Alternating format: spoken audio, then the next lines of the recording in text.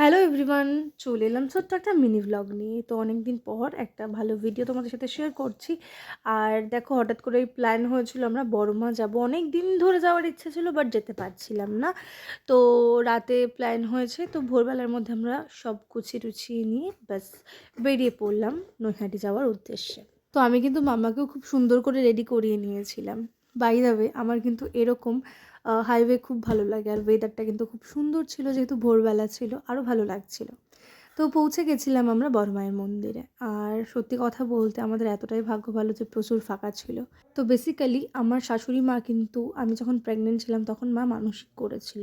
আর সেই মানসিকের পুজো দিতে গিয়েছিলাম, আর আমি কিন্তু দেবিতাস ক্রিয়েশন থেকে শাড়িও নিয়ে নিয়েছিলাম। তো আমাদের ভাগ্যটা এতটাই ভালো ছিল যে আমাদের কোনো লাইনই দিতে হয়নি। জাস্ট ভিতরে গিয়ে একটু মানে 1-2 মিনিট দাঁড়াতে হয়েছে, বাট এটা আমাদের জন্য অনেকটা বড়ই পাওয়া। কারণ এইভাবে মাকে দর্শন করাটা একটা মানে কি বলবো, ভাগ্যের ব্যাপার। কারণ এত ভিড় থাকে না নৈহাটিতে। আমরা যতবারই এসেছি প্রায় 4-5 ঘন্টা, মানে হয়তো সকালে গেছি, বিকালে পুজো দিতে পেরেছি। প্রচুর লাইন হয়, প্রচুর বড় বড় লাইন হয়। তো এইভাবে শান্তিতে মন্ত্রপাঠ করে বাবার নামে পুজো দিয়েছিলাম। তো এইভাবে পুজো দেওয়াটা একটা ভাগ্যের ব্যাপার। তো ভালোই ভালোই পুজো সম্পন্ন করে মন্দির থেকে বেরোলাম আর চলে গেছিলাম আমরা গঙ্গার ঘাটে।